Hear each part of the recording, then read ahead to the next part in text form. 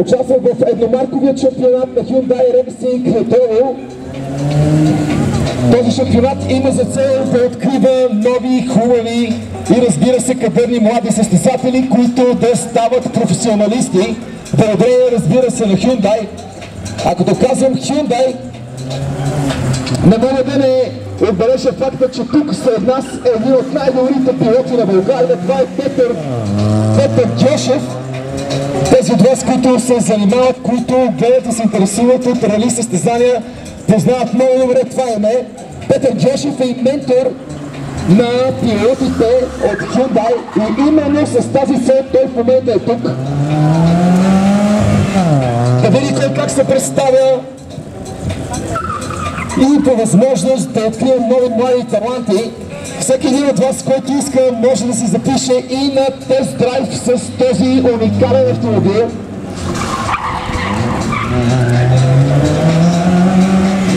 Защото, както се казва, едно е да караш автомобил, съвсем друго е да караш автомобил. Или се возиш, или умееш наистина да караш. Ако повечето шофьори в България караха по този начин, все си мисля, че забърстванията ще трябва да са доста по-малко.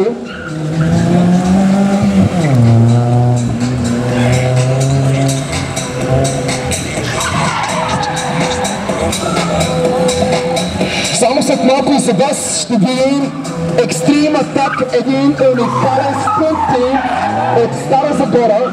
Три момчета, които на времето поставиха стънта в България, поставиха неговото развитие. От тогава към ден днешен вече много хора се занимават с стънт, много момчета карат мотори. Моята цел обаче е да бъде безопасно.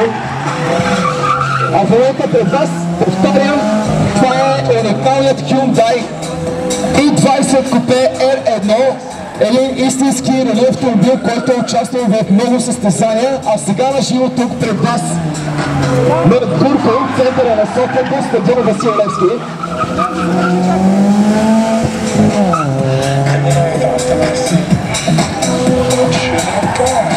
Някои от вас ще имат наистина уникален шанс и възможност малко по-късно да се качат в истински дрифт автомобили. Само мога да ви кажа, че 7 автомобила, които след малко ще дойдат тук, където съм аз и ще въртят гуми, имат още по мотора над 3000 конски сили и всички те ще се въртят единствено само за вас.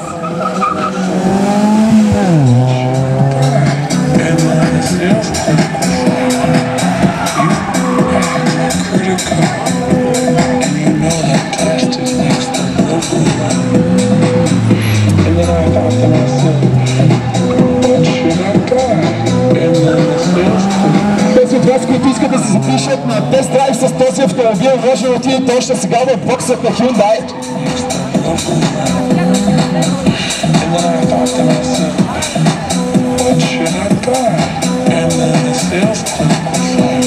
С нас са и прекрасните момичета от Red Bull, които се грижат за доброто настроение със своите усмивки и негрини напитки.